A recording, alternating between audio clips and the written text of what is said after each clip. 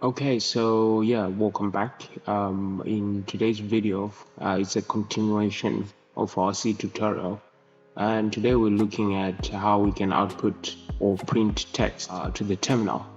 For you to output or print text in C, you can use the built-in printf function, and I'm going to vi our program .c. You can see this is what we did in our previous tutorial. We printed out this text, hello world. This is how we can print out text in a C program. You can print out multiple lines by using multiple printf statements. So if I am to get back to the terminal, we said we can gcc our prog.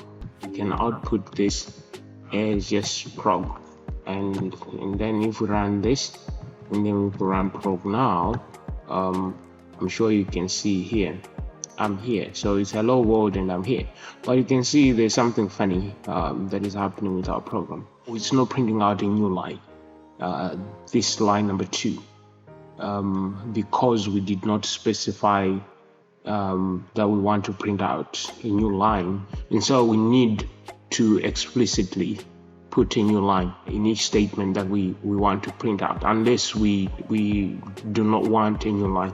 So I'm going to go back again to our program. Here you can see here, and we can insert /n. The / is called an escape character.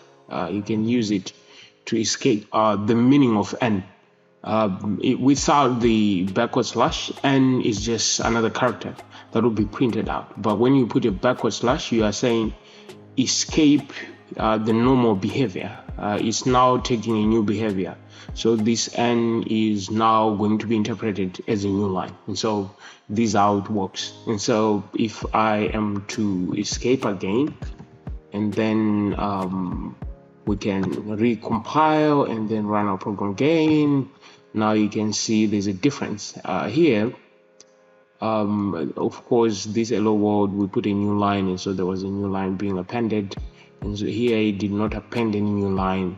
It then came back to the prompt directory, but here, because we specified that we append a new line after you print out this, so it appended a new line, and so this command prompt was pushed a line below that, and so this is how you can print out text in C. In our next lesson, we're going to touch on comments and then move on to variables. All right, so I want to thank you for your time. I hope to see you in our next video. For now, I'm out. Bye bye.